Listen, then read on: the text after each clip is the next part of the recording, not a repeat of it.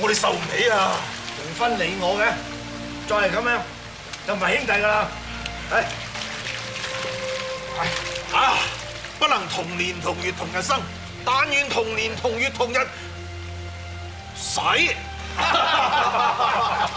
幾時學埋運信嗰啲無聊嘅説話？有時又幾有趣㗎。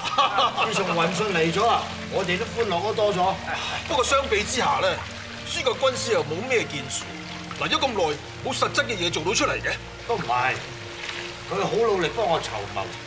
今日咧，佢就提議想招募3000新兵。3000咁多？夫君，夫人，一定係招募新兵嘅事好順利啦，所以夫君你喜上眉梢。雖然之前同主公爭拗過招募新兵嘅數目，但係如今招募到咁多年輕嘅新兵，見到佢哋有報國之心，幾辛苦都值得。飲花茶先啦。有勞夫人。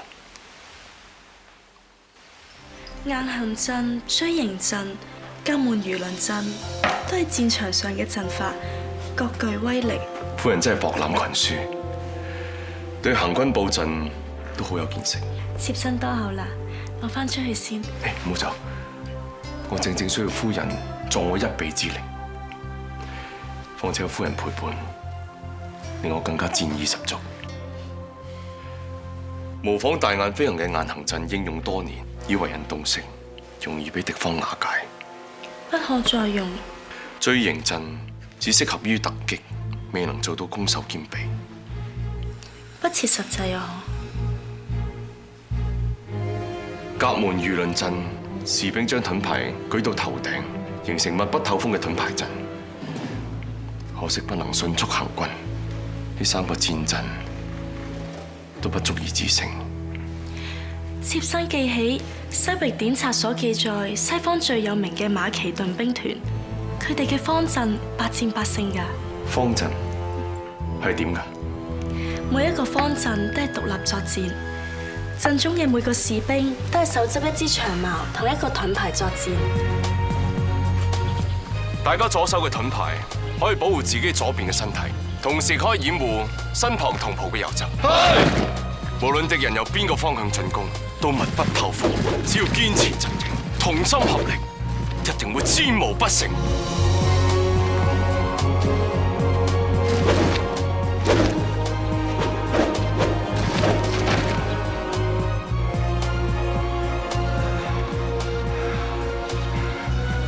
諸葛軍師，新兵初嚟報到，已經操練咗4個時辰，恐怕佢哋未必捱得住，不如先俾大家休息下。趙將軍，我知大家疲累，大烏運程魚鱗狀，1個時辰後必然傾盆大雨，且會持續2日，需要爭取時機繼續操練。好，末將從命。大家聽住，提起精神，再操練多1個時辰。我哋要做攻無不克嘅長勝之軍！長勝之軍！長勝之軍！睇嚟諸葛亮呢個方陣真係進可攻退可守，有啲門道。到時上陣可唔可以殺敵，就真係要試過先知啦，係嘛，大哥？行軍係講布陣，即使以寡敵眾，都唔一定會輸。啱，最緊要有個好軍師。運信講得啱。軍師嘅指揮係成敗嘅關鍵。韓軍師作戰經驗豐富，大哥，我建議由韓軍師統帥指揮。主公，韓良自信能擔此重任。我反對。我同韓軍師之間早已定明各自負責不同城池嘅布防，以便了解不同城池嘅優點缺點，迎敵作戰就會事半功倍。而博望城向來都係由孔明負責。所以今戰嘅統帥，我當仁不讓。今次係一場真真正正嘅戰爭啊，唔係紙上談兵，更加唔可以輸。你初次上陣，點擔當得起啊？博望城可以點樣攻點樣守，冇人比我更清楚。但係你最近又要訓練新兵，咁萬一顧此失彼，影響重大。張將軍不必擔心，孔明2方面都可以兼顧到。而且對於呢批新兵嚟講，再多嘅訓練都唔及一場實戰。我準備派呢3000新兵到博望城做後援，所以更加應該由我嚟做統帥。哎呀，我唔同你拗啦，大哥，由你做決定啦，你話點就點。韓軍師，主公已經將個劍印交咗俾諸葛亮啦。係啊，係啊，大軍已經整裝待發，等諸葛亮領兵出發啊。韓軍師，你咁樣反應嘅？唔係點啊？韓軍師，你唔使擔心喎，我已經偷偷地將所有地形圖攞晒翻嚟，博望城一帶全部喺晒度。反正係阿諸葛亮未嚟之前編繪嘅，我哋攞翻自己嘢，好應該啊。哇！你咁樣爆音毒，諸葛亮布陣咪好頭痕？總之咧，搞到佢出師不利，一敗塗地。你仲有冇做其他嘢？有，我仲諗住散播謠言，講佢壞話，話佢唔識打仗。收埋你把口，將你地形圖擺翻原位。你唔係諗住要對付諸葛亮嘅咩？你唔係俾阿諸葛亮啲説話感動咗係嘛？你同佢 friend 翻啊？定係你唔舒服啊？我哋根本唔需要插手。今次一戰，諸葛亮必敗無疑。條仗都未打，你又點知咧？任諸葛亮幾有才智，佢都係初出茅廬，始終欠缺經驗。諸葛亮忽略咗呢一場仗嘅關鍵之處。即係點啊？前往博望城嘅地勢險峻，運送軍糧係非常之困難，士兵得唔到足夠嘅糧食，一定會怨聲載道，士氣低落。係喎，士兵肚餓又點打仗咧？所以即使我哋唔插手，諸葛亮肯定都會潰不成軍。相反，如果我哋做咗手腳，諸葛亮反而有藉口推卸責任。我唔想佢仲有一口氣翻生。軍師果然心思細密，佩服佩服。所以唔需要做埋啲無謂嘢，做足準備，等候接收諸葛亮呢個爛攤子啦。到時睇下我真本領。呢一場仗本來就應該由我哋做統帥嘅啦。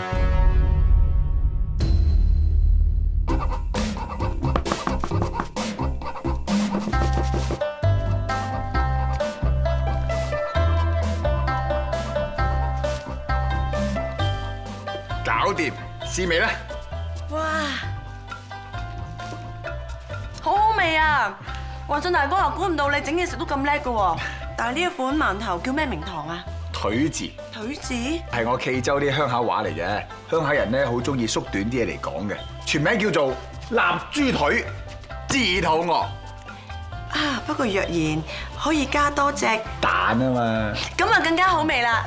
跟埋過嚟。嗯。腿蛋治啊，梗係好啦！我鄉下好多人咁食噶，只不過咧打仗又唔方便帶蛋，未去到博望城啊，啲蛋爛晒啦。哦，雲信大哥，原來你想整腿字俾打仗嘅士兵食嘅。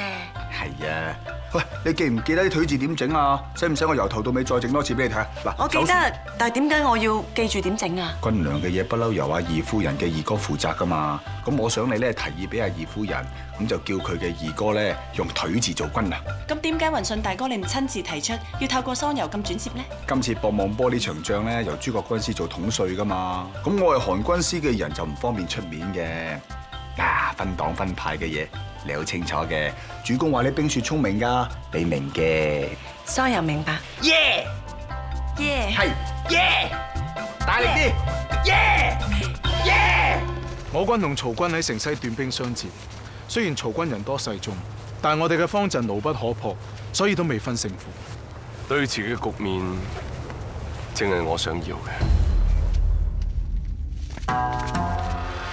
呢個咩字啊？真係好好味喎！啊，好味啊！關將軍、張將軍，你哋食緊嘅係咩嚟？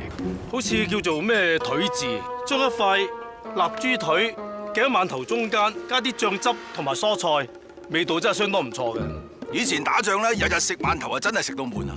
有呢啲腿字又唔同啊！你睇下，大家都食慾大增啊，體力啊恢復得特別快啊！喺饅頭中間簡單加塊臘豬腿，就有咁好嘅效果，係邊個咁聰明想出嚟？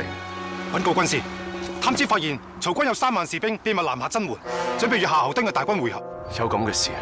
軍師，等我率領1000精兵，抄小路偷襲呢3萬士兵，阻止佢哋會合。孫副將無需咁做。點解啊，軍師？一旦俾曹軍會合，就算係方陣，都抵擋唔到佢哋13萬大軍喎。